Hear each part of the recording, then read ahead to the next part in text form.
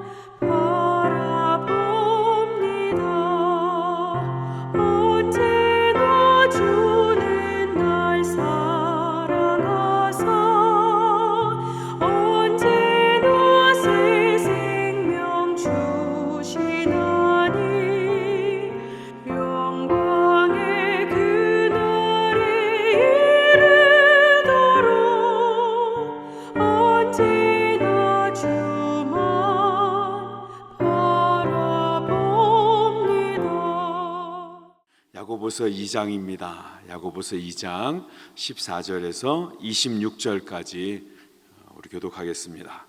야고보 2장 14절에서 26절까지 내 형제들아, 만일 사람이 믿음이 있노라 하고 행함이 없으면 무슨 유익이 있으리요? 그 마음이 능히 자기를 구원하겠느냐? 만일 형제나 자매가 헐벗고 일용할 양식이 없는데 너희 중에 누구든지 그에게 이르되 평안히 가라, 덥게 하라, 배부르게 하라 하며 그 몸에 쓸 것을 주지 아니하면 무슨 유익이 있으리요? 이같이 행함이 없는 믿음은 그 자체가 죽은 것이라. 어떤 사람은 말하기를 너는 믿음이 있고 나는 행함이 있으니 행함이 없는 내 믿음을 내게 보이라. 나는 행함으로 내 믿음을 내게 보이리라 하리라. 내가 하나님이 참으신 줄 믿느냐? 잘 아는도다. 귀신들도 믿고 떠느니라. 아, 허탄한 사람아, 행함이 없는 믿음이 헛것인 줄을 알고자 하느냐? 행함으로 의롭다 하심을 받은 것이 아니냐? 내가 보거니와 믿음이 그의 행함과 함께 일하고 행함으로 믿음이 온전하게 되었느니라.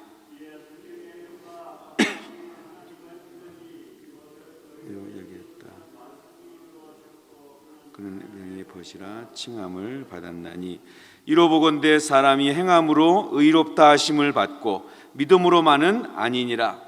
이와 같이 기생 라비 사르들 접대하며 다른 길로 나가게 할 때에 행함으로 의롭다 하심을 받은 것이 아니냐. 26절 같이 봅니다. 영혼 없는 믿음이 죽은 것 같이 행함이 없는 믿음은 죽은 것이니라. 아멘. 오늘은 죽은 믿음, 산 믿음 이런 제목으로 같이 말씀을 나누겠습니다. 마음에 없는 말로 또 상대방 듣기 좋게 기분 좋게 하는 것을 립서비스라고 이렇게 합니다. 참 멋지십니다. 또 최고입니다. 어쩌면 그렇게 잘하십니까? 대단합니다. 자, 이 입술만의 칭찬이 물론 사람들은 이게 통합니다. 그래서 입술만 이렇게 얘기해줘도 기분이 좋고 상대방에 대한 대우가 달라질 수도 있죠. 그러나 하나님께는 통하지 않습니다. 말만 있는 이 립서비스 신앙, 입술 신앙은 마지막 날에 하나님께서 나는 너를 도무지 알지 못한다. 내게서 떠나가라 라고 말씀하실 하나님에게는 통하지 않는 거짓 신앙입니다. 야고보는 오늘 본문을 통해서 그 입술 신앙의 위험성을 이야기하고 있습니다. 14절에서 16절입니다. 내 형제들아, 만일 사람이 믿음이 있노라 하고 행함이 없으면 무슨 유익이 있으리요? 그 믿음이 능히 자기를 구원하겠느냐?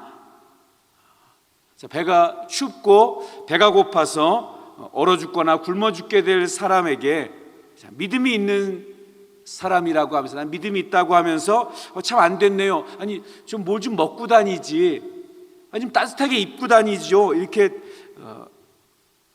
말로만 하고 실제로는 아무것도 도와주지 않는 그런 모습을 행함이 없는 믿음이고 죽은 믿음이고 헛된 믿음이라고 이렇게 설명을 하고 있습니다. 자, 17절에는 그래서 이와 같이 말로만 하고 행함이 없는 믿음은 그 자체가 죽은 믿음이다, 이렇게 이야기를 하고 있습니다. 그리고 또 헛된 믿음이라고 이야기하고요, 마지막 26절에 다시 또 영혼이 떠나간 몸이 죽은 것처럼 행함이 없는 믿음은 죽은 믿음이다라고 다시 또 이야기를 하고 있습니다. 말로만 믿는다고 하면서 전혀 삶이 변하지 않는, 생활에 어떤 변화가 보이지 않는 것을 어떻게 올바른 믿음이라고 이야기할 수 있겠느냐라고 이 야고보가 계속 이야기를 하고 있는 것입니다. 그래서 믿음은 반드시 행함으로 나타나게 된다고 이야기를 하고 있습니다. 이건 사실입니다. 그렇죠? 우리가 생각만 달라져도 사람은 행동이 바뀌게 되어 있습니다. 어떤 책을 읽고 감동만 받아도 어때요? 내가 이렇게 살아야지 하고 변화되고요. 우리 여자분들은 잘 모르는데요, 남자들은요, 예전에 고등학교 때, 대학교 때 극장에 가서 주윤발, 영웅본색 이런 거 보면은요, 화장실에서 오줌 누는 폼이 달라져요. 가서 극장 화장실에 주윤발 나오는 영화 보면 남자들이 다 어깨에 힘을 주고 뻣뻣하게 서서 턱턱 치고 다닙니다. 느낀 게 있다는 거죠. 뭔가 있으니까 행동이 나도 모르는 사이에 달라지는 것입니다. 생각이 조금만 달라지고 영화 하나만 어떤 거 봐도 마음가짐이 조금 이렇게 달라지는데, 여러분, 믿음이 내 안에 들어왔는데 죽을 영혼이 살아나는 하나님의 자녀가 되는 그런 믿음이 내 안에 들어왔는데 어떻게 삶이 달라지지 않고 행동이 달라지지 않을 수 있겠냐는 것입니다. 18절에서 19절에 이것을 논증합니다. 나는 내 믿음을 나의 행함으로 너에게 보여주겠는데, 그렇지? 그러면 행함이 없는 너는 너의 믿음을 뭘로 보여주겠는가, 이렇게 이야기를 하면서 하나님이 한 분이신 줄 지금 알고 있다고, 그게 네 믿음이 전부라, 믿음이 있는 거에 증거라고 생각을 하느냐. 그럼 뭐라고 얘기해요? 그러면 잘한다, 근데 귀신도 그렇게 한다, 이렇게 이야기를 하고 있습니다. 귀신들도 하나님이 계시다는 것을 믿고 떱니다. 그러나 귀신의 믿음이 하나님 앞에서 돌이키거나 순종하는 변화되는 그러한 믿음이 아니라 지식으로만 알고 있는, 머리로만 알고 있는 믿음이라는 거죠. 그래서 저 하나님이, 저 예수가 나를 무적행으로 집어넣을 수 있는 그런 살아계신 한 분이신 하나님이다라는 것을 아는 데서 끝난다는 것이죠. 그게 지식으로만 아는, 머리에만 머물러 있는 그러한 믿음입니다. 참된 믿음은 머리에만 머물러 있는 것이 아니라 그게 마음으로 내려오고 또 손발로 행동으로 나타나는, 역사하는 그런 믿음인데, 말만 뻔지르르하게 하고 아무런 행동도 없고 하나님 앞에 들은 것에 대해서 순종하는 것도 없다면 그건 귀신들의 그 헛된 믿음, 죽은 믿음과 무슨 차이가 있겠습니까? 아니, 오히려 귀신들의 헛된 신앙보다도 더 못한 것이, 귀신들은 그래도 예수님을 보고 떨고 하나님을 두려워하잖아요. 그런데 이 지식으로만, 머리에만 있는 신앙은 하나님을 두려워하지도 않습니다.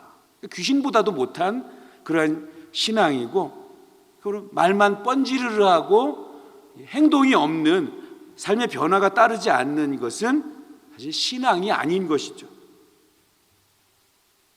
야고보도 분명히 우리 1장에서 구원은 인간의 공로가 아니라 하나님의 전적인 은혜와 섭리에서 구원이 나타난다고 이렇게 묘사를 하고 있습니다. 그런데 야고보가 이렇게 행함을 강조하는 것은 행함으로 구원을 받는다는 이야기가 아니고, 믿음은 반드시 행함이라는 열매가 나타나야 한다는 거예요. 그 열매가 없는 신앙은 그럼 진짜 믿음이 아니라는 것을 강조하고 있는 거죠. 왜냐하면 이 야고보서 자체가 믿지 않는 사람들에게 구원을 설명하려는 목적이 아니고, 이미 교회 다니고 믿는 사람들에게 구원이 어떤 것인지, 또 믿음이 어떤 것인지를 이야기해 주는 그런 내용이기 때문에 이 행함에 대해서 강조를 하고 있는 것입니다. 믿음으로 구원받기에 부족하기 때문에 행함이 따라야 한다는 이야기가 아니고, 믿음으로 충분합니다. 그런데 믿음으로 얻은 구원은 반드시 행함이 동반된다는 것을 이야기하는 거죠. 그래서 예를 들어주는데요, 구약에 나와 있는 두 사람을 설명하고 있습니다. 아브라함과 라합입니다. 아브라함은 유대인이나 이방인이나 모두가 믿음의 조상이라고 이야기해주는 그런 사람이라면, 라합은 이방 여인으로 신분상 기생이었습니다.